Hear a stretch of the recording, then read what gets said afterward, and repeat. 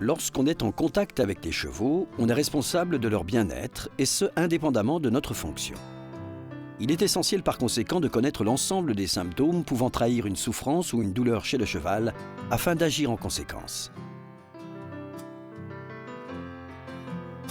Pour tous les êtres vivants, la douleur est une expérience sensorielle consciente. Cela signifie que la région touchée transmet des informations au cerveau via le système nerveux. Mais la douleur est aussi une expérience mentale et émotionnelle, en ce sens qu'elle ne peut pas être observée. Seules les réactions face à la douleur sont observables. Presque tous les symptômes provoqués par la sensation de douleur chez l'homme sont également observables chez les animaux.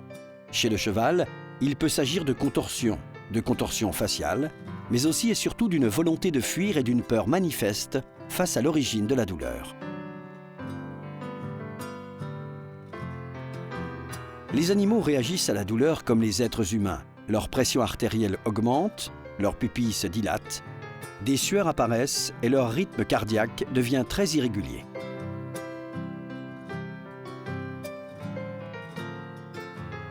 En réaction à la douleur, les animaux se défendent en opposant une réponse émotionnelle qui peut se traduire par la peur, la colère ou la dépression. Les douleurs, elles, sont provoquées par des altérations de type mécanique, autrement dit des traumatismes, des piqûres ou des chocs. Mais des altérations biomécaniques peuvent également entraîner des douleurs aussi bien dans le cas de processus physiologiques anormaux, comme les coliques par exemple, que dans celui de processus normaux, comme l'ovulation ou la mise bas. On distingue deux types de douleurs, la douleur aiguë et la douleur chronique. La douleur aiguë a une durée limitée dans le temps et peut être contrôlée, voire calmée, par l'administration de médicaments. Elle est due à un processus inflammatoire aigu ou dégénératif. Dans le premier cas, l'activité métabolique est élevée et le pH sanguin alcalin, ce qui a pour effet d'augmenter la production d'énergie. Il est donc conseillé dans ce cas-là de préférer une alimentation riche en fibres à une alimentation trop énergétique.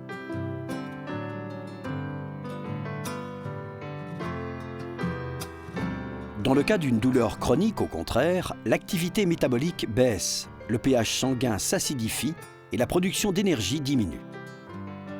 La douleur chronique est plus difficile à maîtriser et à contenir que la douleur aiguë, même avec des médicaments. Pour soulager une douleur, nombreux sont les chevaux qui, instinctivement, se mettent à respirer profondément, ce qui produit l'effet escompté. En effet, l'hyperventilation atténue la douleur et permet aux chevaux de se détendre. Les massages présentent à leur tour l'avantage de stimuler la circulation sanguine et de détendre les muscles, ce qui a également pour effet d'atténuer la douleur. Voilà pourquoi les chevaux se lèchent et se grattent à l'endroit de la douleur. Enfin, les interventions chirurgicales destinées à prévenir les douleurs neurologiques chroniques sont assez efficaces, tout comme les infiltrations qui permettent d'atténuer les douleurs aiguës. Malgré tout, il faut rester très vigilant avec les infiltrations, car si elles soulagent les douleurs, elles ne soignent pas les lésions qui en sont à l'origine. Et les infiltrations ne doivent pas être un prétexte, notamment lors d'un concours, pour pousser le cheval au bout de ses limites, car cela pourrait aggraver la blessure.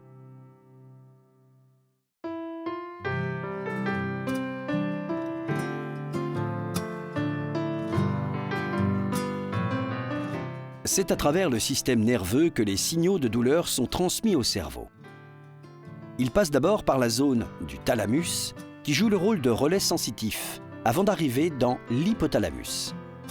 Ce dernier régule de nombreuses fonctions biologiques, notamment la libération d'hormones, parmi lesquelles l'adrénaline, sécrétée en cas de douleurs intenses et de stress, et qui permet de bloquer la transmission de la sensation douloureuse.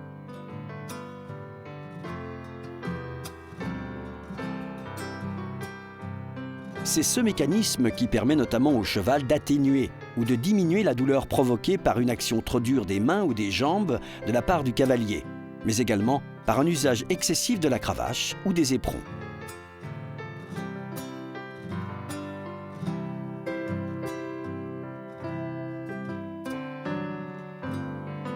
Il faut savoir par ailleurs que chez les chevaux, les réactions à la douleur sont variables selon les races.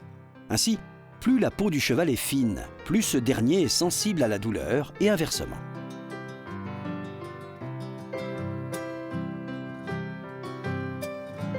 Enfin, les chevaux à la peau rose sont également plus sensibles que les chevaux à la peau noire, en particulier au niveau de la bouche, là où vient se placer l'embouchure.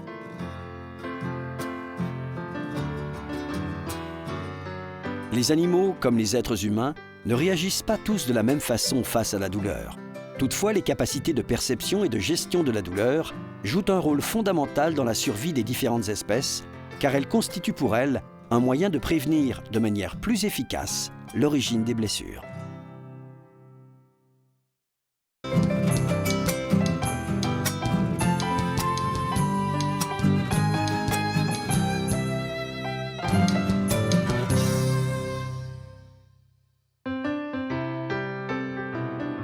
La description et la classification des particularités de la robe d'un cheval ne sont pas toujours suffisantes pour fournir une identification complète de l'animal.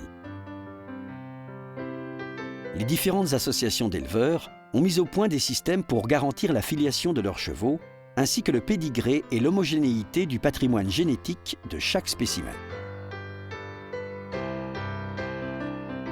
C'est aussi pour lutter contre les vols, les fraudes ou les substitutions que de nouveaux systèmes d'identification ont vu le jour, systèmes qui s'appliquent également aux poulains encore sous leur mère.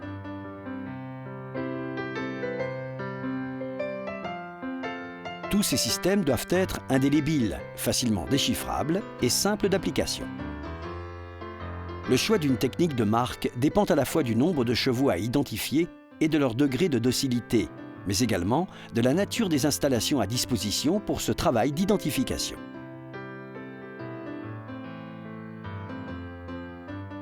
Dans certains pays, le marquage des chevaux est obligatoire. En effet, cela constitue une preuve de propriété. Ainsi, dans le cas par exemple d'un accident de voiture impliquant des chevaux, il est recommandé de relever leur marque dans l'optique d'une éventuelle action contre leur propriétaire.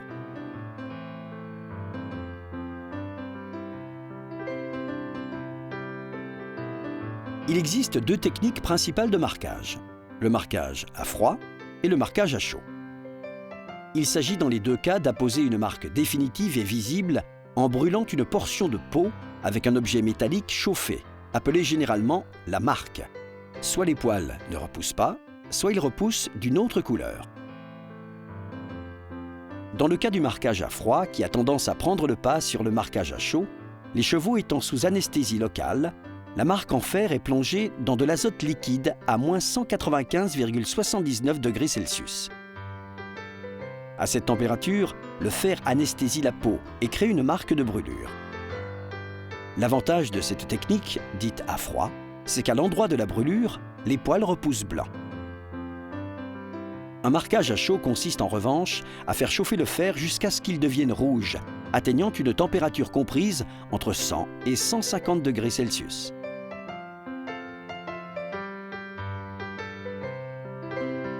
Le marquage à chaud crée une sorte de cicatrice sur laquelle les poils ne repoussent pas, rendant ainsi la marque très visible. Chez les chevaux rouans, dont la robe si caractéristique est parsemée de semis de poils et de crins blancs, la marque laissée par le fer est particulièrement évidente.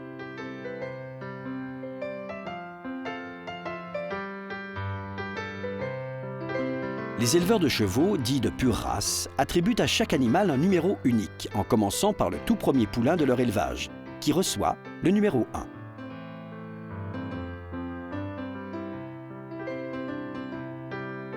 Les règlements en matière d'élevage stipulent que deux chevaux appartenant au même propriétaire et portant le même numéro ne peuvent pas se trouver au même endroit.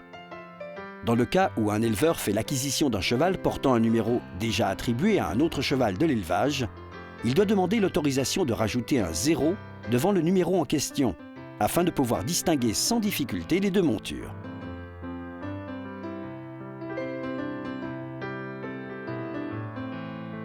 Le marquage peut être effectué sur toutes les régions du corps du cheval.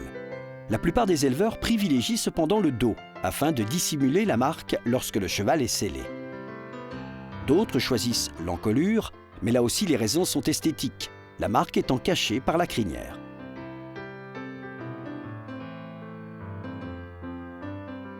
Au contraire, certains éleveurs préfèrent que la marque soit bien visible. Ainsi optent-ils pour la région de la cuisse. Pour des raisons pratiques, d'autres choisissent aussi la hanche ou encore la pointe de la fesse, d'un côté ou de l'autre de la queue. Dans certains pays, l'identification des chevaux s'effectue au moyen de tatouages appliqués sur des régions dépourvues de poils. Le plus courant est le tatouage labial, réalisé à l'intérieur de la lèvre inférieure. Quant aux blessures, elles laissent parfois à vie de véritables cicatrices sur le pelage du cheval. Comparables à une marque de brûlure après un marquage, les cicatrices n'empêchent pas les poils de repousser, à ce détail près qu'ils repoussent blancs, en particulier dans le cas de frottements répétés provoqués par une pièce de harnachement, comme par exemple ceux de la sangle sous le ventre. En revanche, les cicatrices causées par des coupures ne sont pas tout à fait les mêmes. À l'endroit précis de la lésion, les poils ne repoussent pas, rendant donc la cicatrice très visible. Les particularités de certaines robes, notamment les robes pie et les robes tachetées, font de chaque cheval un exemplaire unique. Certaines taches, rares et difficiles à retrouver chez d'autres chevaux, constituent donc de véritables signes de distinction et d'identification. Les taches sur des robes sombres et homogènes confèrent aux chevaux qui en sont dotés une apparence hors du commun. Voici par exemple un bel étalon Hackney qui arbore fièrement sa robe baie parsemée de taches sombres. On peut également trouver des taches blanches sur des robes alezan et alezan brûlés. Mais il y a fort à parier que la plupart des variétés de robes, pour ne pas dire toutes, peuvent présenter des taches blanches. Bref, les chevaux n'ont pas fini de nous livrer tous leurs secrets.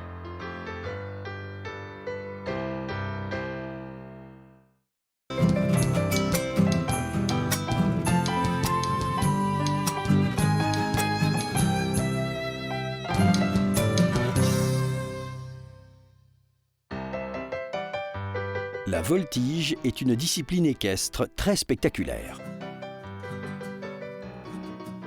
Si certains la considèrent avant tout comme un art du spectacle, elle est aujourd'hui devenue un sport à part entière, avec des compétitions et un règlement spécifique. La voltige consiste à réaliser individuellement ou en équipe des figures acrobatiques sur un cheval en mouvement. Le voltigeur, véritable athlète, doit savoir allier les qualités d'un gymnaste et d'un acrobate. Les origines de la voltige sont militaires. En effet, les acrobaties à cheval ont de tout temps été considérées comme le meilleur des entraînements au combat. Pratiquée par les cavaliers mongols de Gengis Khan, la voltige est encore aujourd'hui l'une des bases de l'éducation équestre dans les écoles militaires d'équitation. Mais en tant que discipline sportive, la voltige tire ses origines de la Rome antique. En effet, à cette époque, parallèlement aux courses de chevaux, aux courses de chars et aux démonstrations d'escrime, on pouvait assister à des chorégraphies acrobatiques sur des chevaux lancés au galop qui constituaient le spectacle favori des jeunes nobles romains. Aujourd'hui reconnue par la Fédération équestre internationale, la voltige est l'une des disciplines sportives équestres les plus récentes.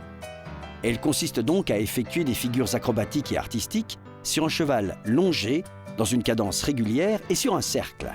Les premières figures que l'on peut apprendre sont le montoir, le passage de jambes, le debout ou encore l'assis au galop. La voltige est particulièrement recommandée pour les jeunes débutants car elle leur permet d'acquérir au fil du temps la confiance et l'équilibre indispensables à tout bon cavalier. Par ailleurs, la voltige, de par son côté ludique, offre aux jeunes cavaliers la possibilité de se familiariser avec les chevaux et le monde du sport en général. Cette discipline équestre, qui favorise la socialisation, peut d'ailleurs être pratiquée dès l'âge de 6 ans. C'est une discipline très formatrice, dans le sens où elle participe au développement social et psychopédagogique des enfants et des jeunes. Elle leur permet de créer un lien très fort avec le cheval, et ce, dès leur plus jeune âge. Les jeunes voltigeurs s'occupent en effet des chevaux avant, pendant et après la séance de voltige. Ce n'est qu'après les avoir étrillés, puis ramenés au box, qu'ils peuvent partir. Il a été prouvé en outre que le contact avec les chevaux constituait l'une des plus efficaces thérapies psychophysiques qui soit. C'est pourquoi la voltige peut également être pratiquée par des personnes handicapées. Bien sûr, le harnachement pour la voltige est très spécifique. Il comprend un surfait de voltige, c'est-à-dire muni de 2 poignées latérales, un tapis de voltige, un enraînement, ainsi qu'une longe et une chambrière pour le longeur. Les rencontres ou les camps de voltige sont des compétitions amicales. Elles permettent de faire découvrir cette discipline au plus grand nombre et d'attirer de nouveaux passionnés. Lors de ces épreuves d'entraînement, les voltigeurs débutants font montre de toutes leurs qualités, tandis que les voltigeurs les plus aguerris effectuent des figures toutes plus osées les unes que les autres, où la souplesse et l'équilibre se mettent au service de la créativité.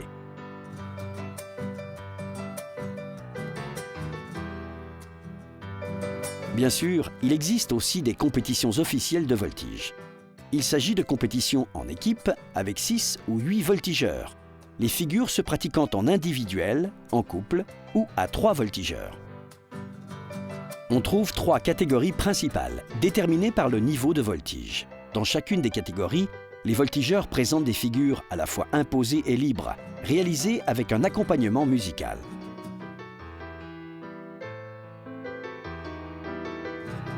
Les figures sont jugées sur leur exécution, leur composition, leur difficulté et l'impression générale laissée par le cheval, la musique ou encore le costume du ou des voltigeurs. De nombreux passionnés de voltige considèrent d'ailleurs cette discipline comme la gymnastique rythmique de l'équitation. Lors de ces compétitions, les voltigeurs sont responsables d'eux-mêmes, mais également de leurs aides, ainsi que de leur monture.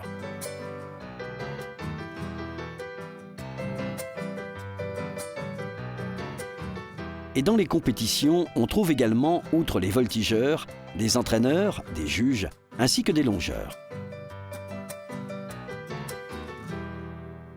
Le rôle des longeurs est essentiel. Ils doivent être très attentifs afin de réagir aux moindres réactions du cheval et être capables de le motiver et le rassurer. Les entraîneurs sont à la fois responsables d'une équipe de voltige et spécialistes de la discipline et de sa technique. Ils forment les voltigeurs à travers des programmes d'entraînement très rigoureux, essentiels pour la préparation psychophysique de ces derniers. Quant aux juges, ce sont les experts de la voltige. Ils sont chargés d'évaluer les voltigeurs en se basant sur divers critères de jugement tels que la technique, le liant du ou des voltigeurs avec leur monture, l'exécution et la difficulté des figures ou encore l'impression générale. Qu'elle soit ludique ou pratiquée en compétition, la voltige demande de la part du voltigeur des qualités de souplesse, de résistance, de force et de coordination. Le cheval de voltige doit lui aussi être souple, calme, confiant, endurant et posséder un excellent équilibre. Ainsi sont réunies toutes les qualités nécessaires à la pratique de ce sport spectaculaire.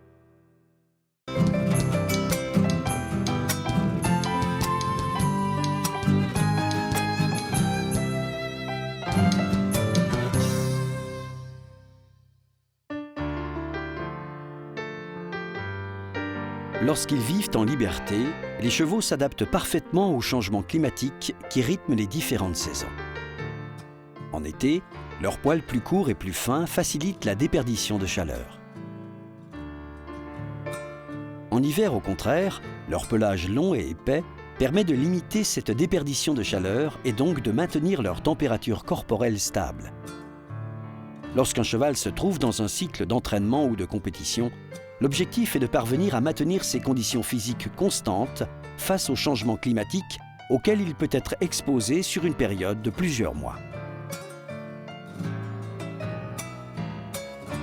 Mais un cheval avec son poil d'hiver éprouvera plus de difficultés à éliminer la chaleur interne accumulée au cours de l'entraînement. À la fin de la séance, il aura ainsi beaucoup de mal à faire baisser sa température corporelle pour atteindre une valeur normale, à cause de l'épaisseur de son poil et de la sueur produite par l'effort. Sans rentrer dans les détails, on peut dire qu'un cheval avec son poil d'hiver, long et épais, est un peu moins présentable qu'un cheval avec son poil d'été, plus court. Les couvertures pour chevaux représentent par conséquent une solution face aux effets parfois indésirables des changements climatiques. Intéressons-nous tout d'abord aux couvertures d'hiver ou d'extérieur à proprement parler. La principale fonction de ce type de couverture est d'aider le cheval à maintenir sa température corporelle stable en l'isolant du froid ou des intempéries.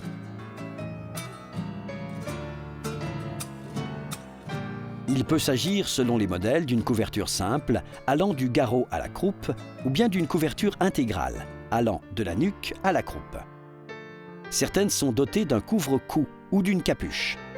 Les couvertures en fibres polaires connaissent un succès grandissant. ce matériau étant plus léger et plus économique que la laine traditionnelle, mais tout aussi efficace.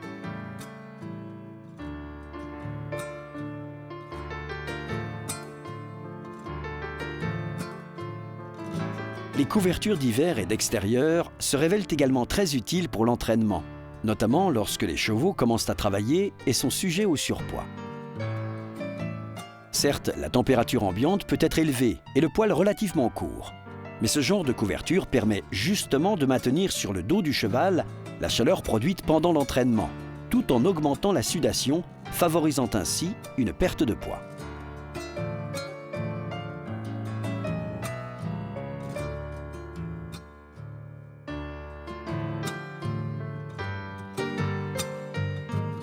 On trouve ensuite des couvertures de demi-saison plus légères, plus courtes et moins isolantes que celles d'hiver.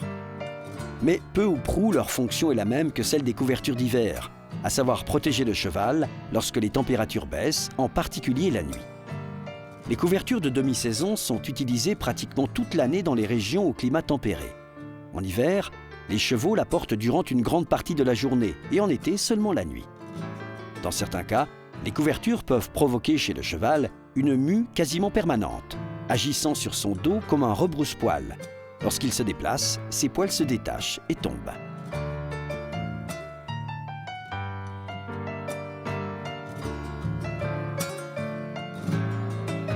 Mais si l'objectif affiché est de limiter le poil d'hiver tout en faisant perdre au cheval quelques kilos en trop, il est plutôt recommandé d'utiliser une couverture éponge, conçue spécialement à cet effet.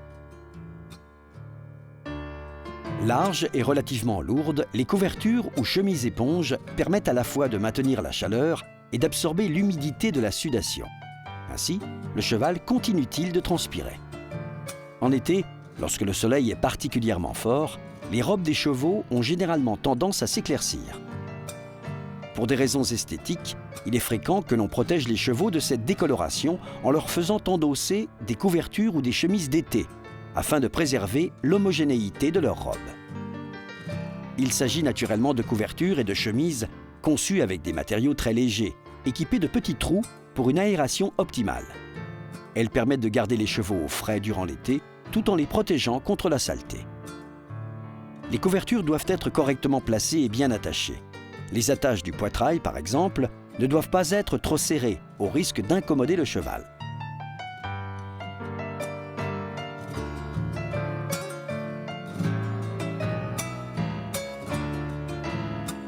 La grande majorité des couvertures est équipée de 2 sangles ventrales croisées.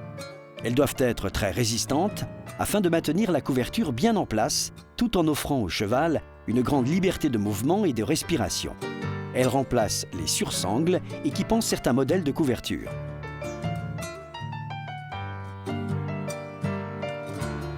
Il existe une large variété de tailles de couverture. Les plus petites tailles conviennent bien sûr parfaitement aux poneys, les tailles moyennes aux chevaux eumétriques et enfin les grandes tailles aux chevaux hypermétriques qui, avec une hauteur au garrot moyenne de 1,60 m, sont plus grands que les autres. Les couvertures protègent donc les chevaux en toutes circonstances, aussi bien du froid ou de l'humidité que de la chaleur. Mais sont-elles vraiment confortables? Certains chevaux font tout pour retirer ou mordre la couverture qu'ils ont sur le dos. Il est donc très important de trouver la bonne coupe, la bonne matière, la bonne taille et la bonne longueur.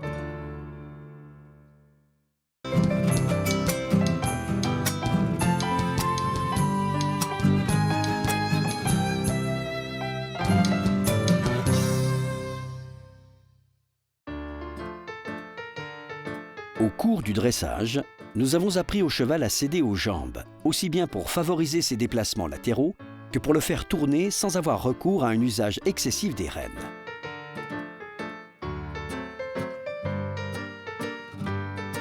On connaît bien sûr l'importance du contact avec la bouche du cheval. Une main trop dure peut le pousser à se déplacer sans rythme et sans harmonie. Le déplacement d'assiette, c'est-à-dire les mouvements du cavalier pour déplacer son poids sur la selle, le tout associé à l'action des jambes, doit permettre au cheval de se déplacer correctement. En ce faisant, le cavalier maintient un contact de qualité avec la bouche du cheval, franc mais léger. Les mouvements sur 2 pistes, en particulier la cession à la jambe, l'épaule en dedans et la tête au mur, hanche en dedans, constituent, s'ils sont bien exécutés, de très bons exercices préparatoires à celui de l'appuyé. Lors des déplacements latéraux, le poids du cavalier doit toujours se porter dans la même direction que les mouvements de sa monture.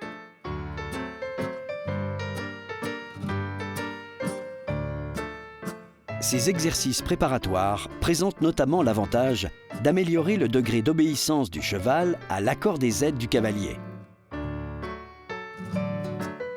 De plus, il développe sa souplesse et sa flexibilité, augmentant la liberté de son épaule et de son avant-main. Il favorise également l'élasticité de la liaison entre la bouche, la nuque, l'encolure, le dos et les hanches. Enfin, ils permettent de perfectionner la cadence et d'harmoniser l'équilibre et l'allure du cheval.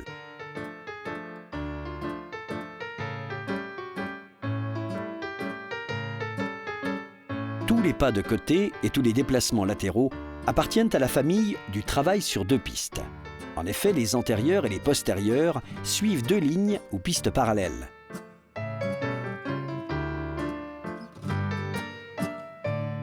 L'incurvation doit être régulière et surtout modérée, afin de ne pas perturber l'équilibre et la fluidité de la figure en question.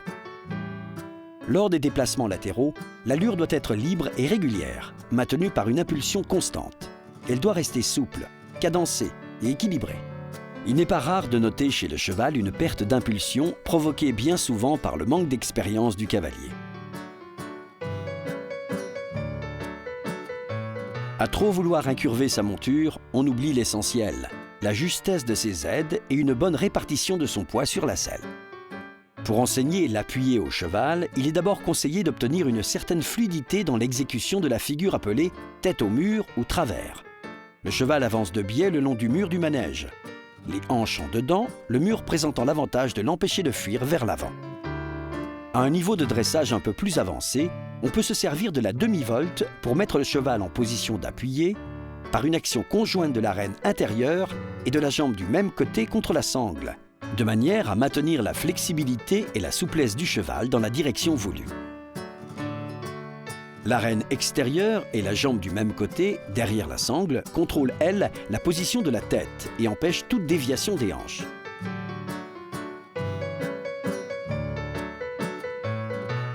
Les 2 jambes du cavalier doivent préserver et entretenir l'impulsion.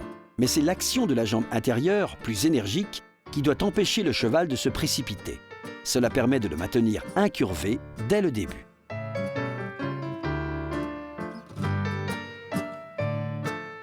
En effet, durant l'appuyé, le cheval doit, tout en se déplaçant latéralement, progresser vers l'avant, l'avant-main précédant légèrement l'arrière-main, l'encolure et la tête infléchies dans la direction du mouvement.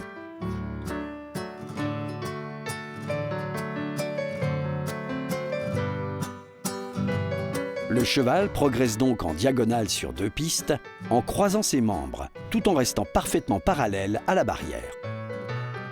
L'épaule doit toujours précéder les hanches dans un mouvement parfaitement cadencé.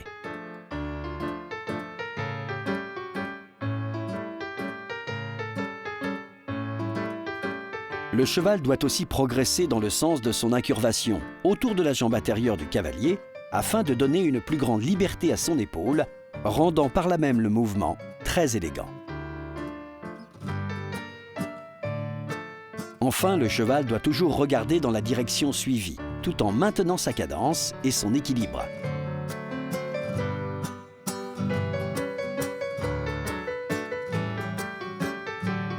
Pour donner encore plus de liberté et de mobilité à l'épaule, mais également grâce au mouvement, il est essentiel que le cheval soit bien incurvé. En ce sens, l'épaule intérieure ne doit pas trop ressortir et le cheval doit maintenir son impulsion constante en mobilisant notamment son postérieur intérieur. Enfin, il faut savoir que l'appuyé peut être exécuté aussi bien au pas qu'au trot ou au galop. À la fin de l'appuyé, il est recommandé de demander au cheval un changement de main, de manière à ce qu'il puisse se rééquilibrer. Il est d'usage de dire qu'un cheval est bien dressé dès lors qu'il est capable d'exécuter un appuyé au galop, en maintenant une cadence régulière dans le sens de son incurvation et en regardant dans la direction suivie, le tout avec calme et sérénité.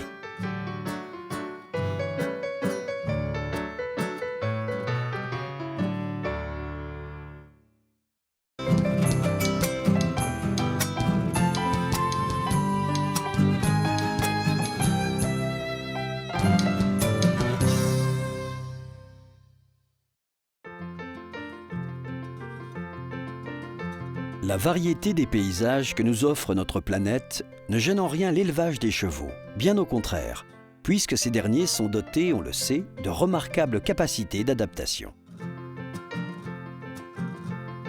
L'homme a d'ailleurs toujours su exploiter les ressources de son environnement, et ce bien avant l'arrivée de machines sophistiquées.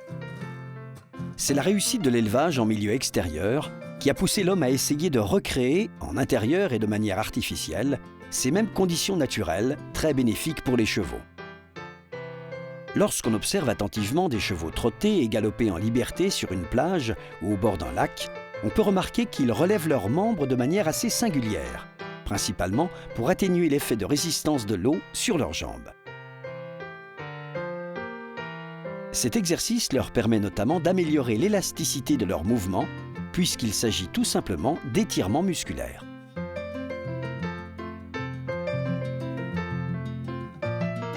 Cette observation des déplacements et des mouvements des chevaux dans l'eau nous encourage donc à les faire travailler dans les mêmes conditions, au trot et sellé, chaque fois que cela est possible.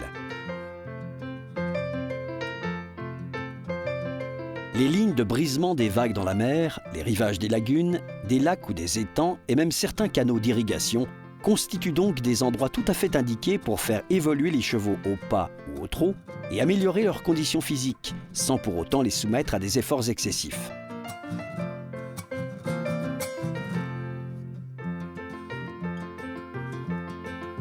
C'est de ce constat que sont nées la conception et la réalisation de tapis roulants immergés dans l'eau, plus communément appelés des marcheurs aquatiques. Le tapis roulant posé au fond d'un bassin d'eau est actionné par un moteur électrique, tandis que le niveau d'eau est lui ajustable en fonction du cheval. Le rythme cardiaque du cheval est contrôlé à l'aide d'une sangle dotée d'un émetteur relié à un cardio-fréquencemètre. Enfin, la vitesse du tapis est programmable selon les besoins et les exigences.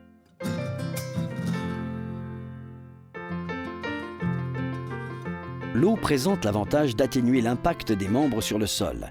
Cette technique est donc particulièrement bénéfique pour les chevaux en phase de convalescence, notamment après une blessure ou une lésion au niveau d'un membre. Les premières séances doivent toujours être assez courtes. Et quoi qu'il en soit, les premières valeurs de fréquence cardiaque sont rarement retenues en raison de la nervosité du cheval au début d'une séance.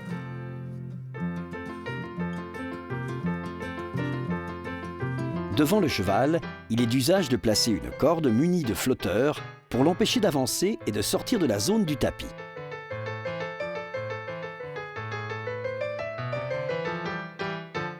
Une fois la séance terminée, on arrête le tapis roulant, on retire la corde et l'on fait avancer le cheval pour le faire sortir du bassin.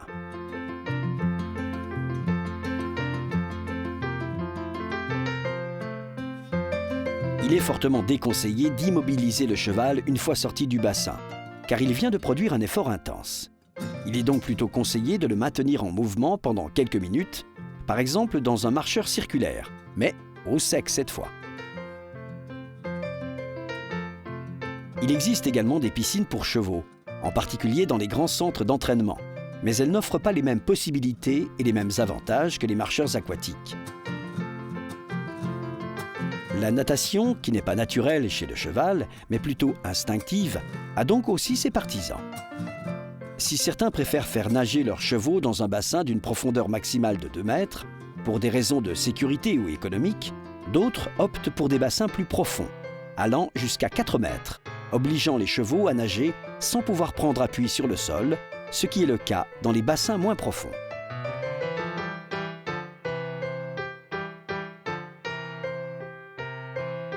La concentration en sel de l'eau contenue dans les piscines pour chevaux doit être relativement élevé. D'une part pour faciliter la flottaison du cheval, d'autre part pour favoriser la cicatrisation d'une blessure ou encore atténuer l'inflammation d'une articulation.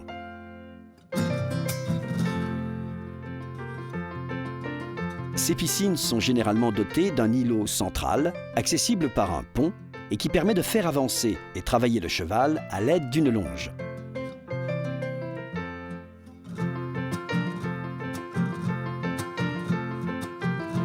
La pression de l'eau sur son poitrail oblige le cheval à réaliser de profondes inspirations et expirations. Cela a pour effet de faire travailler ses muscles intercostaux ainsi que son diaphragme, et donc d'améliorer progressivement sa capacité respiratoire hors de l'eau.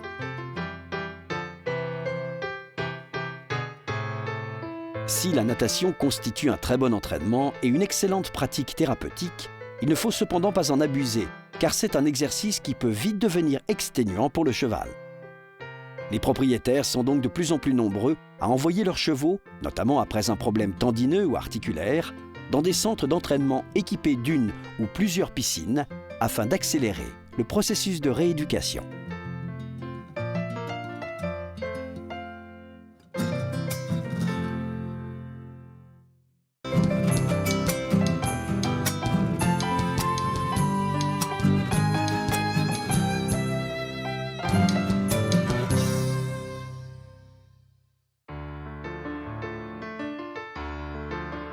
Tout cavalier qui se respecte doit être capable de bien préparer un cheval avant de le monter, tout en prenant le maximum de précautions.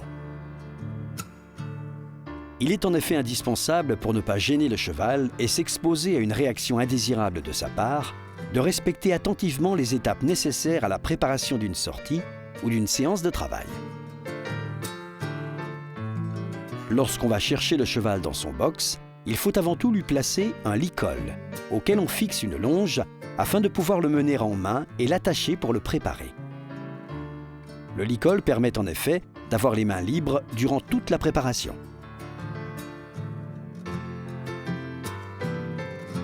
L'étape suivante consiste, à l'aide d'une étrille, à décoller la poussière et les saletés de la robe du cheval.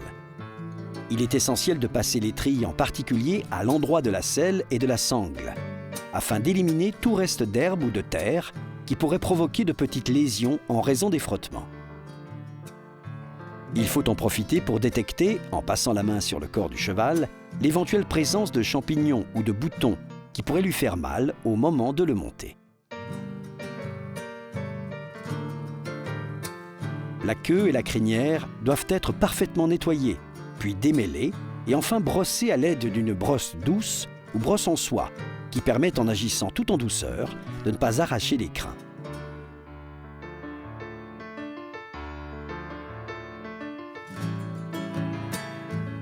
On poursuit le pansage du cheval en soulevant ses antérieurs puis ses postérieurs pour éliminer tous les résidus provenant de la litière du box qui peuvent s'être introduits entre la sole du pied et le fer.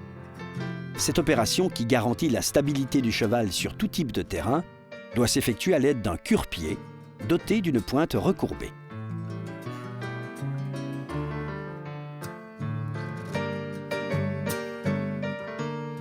Une fois que le cheval est entièrement et correctement pansé, on peut passer au sellage. Le tapis de selle que l'on place entre le dos du cheval et la selle doit être bien centré et placé de manière à protéger la partie antérieure du garrot. Il faut également bien vérifier qu'il n'y ait pas de nœuds ou de plis qui pourraient gêner le cheval. Pour placer la selle tout en douceur, il est conseillé de tenir dans la main droite l'étrier et la sangle du même côté, pour éviter qu'il ne batte contre les flancs du cheval au moment de poser la selle sur son dos.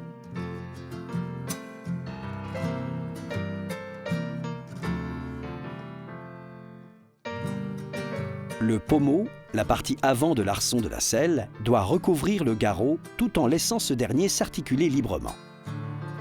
On attrape ensuite la sangle, en veillant à se tenir bien parallèle par rapport aux antérieurs du cheval, le dos tourné vers sa tête. Cette position permet surtout de se tenir à bonne distance d'éventuels coups de pied de la part du cheval, mais également de fouillements de queue destinés à chasser les insectes, mais qui peuvent être violents.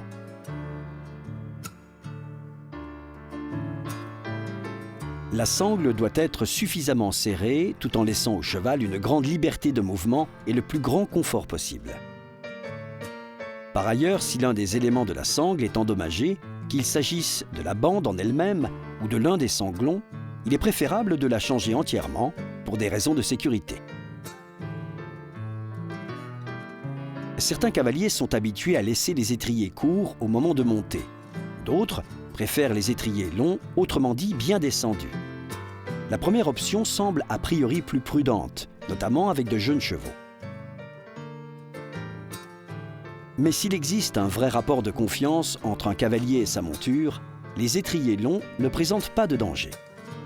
En outre, l'usage d'un casque ou d'une bombe, d'un gilet de protection et de bottes, s'il n'est pas partout obligatoire, est fortement recommandé. Certains s'équipent même d'éperons et d'une cravache, dont l'action, rappelons-le, doit être fine et délicate.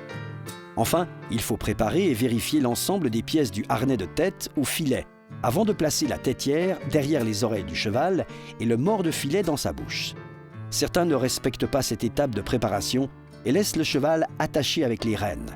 S'il cherche à s'enfuir, il peut alors se blesser à la bouche.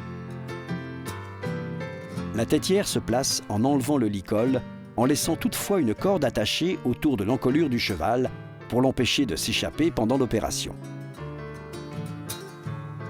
Le mors, quant à lui, doit être placé au niveau des barres, la partie de la bouche dépourvue de dents et ne pas cogner contre les dents.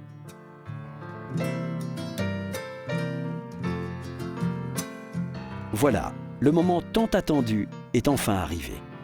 Il ne reste plus qu'à se mettre en selle et oublier, le temps d'une promenade complice avec sa monture, les petits tracas du quotidien. Quel plaisir et quel privilège!